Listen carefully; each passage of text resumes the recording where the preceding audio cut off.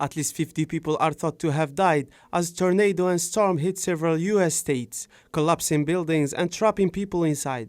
The powerful storm raced across the central U.S. late Friday, unleashing at least 19 tornadoes in 5 states and causing widespread damage.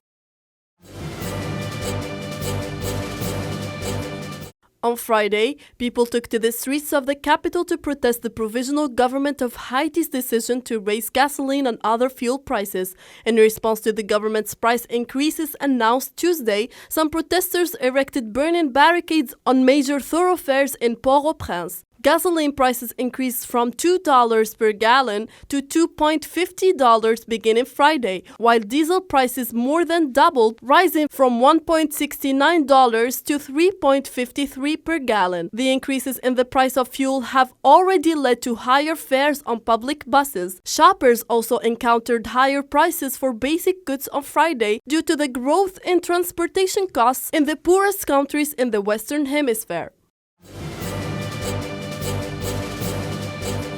In one of the worst road accidents in the southern Mexican state of Chiapas in recent years, according to officials, at least 54 people, most of them migrants and refugees from Central America, have died.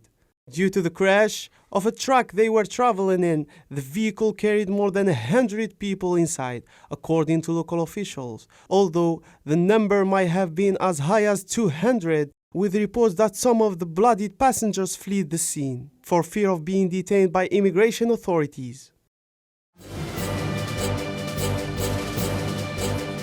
COVID cases in South Africa have surged by 255% in the past 7 days. According to a South African private healthcare provider, the recent rise in infections, which includes the Omicron and Delta variants, has been accompanied by a much smaller increase in admissions to intensive care beds, echoing an earlier report from the country's National Institute for Communicable Disease. However, there is a mounting anecdotal evidence that infections with the Omicron variant are provoking milder symptoms than in previous waves.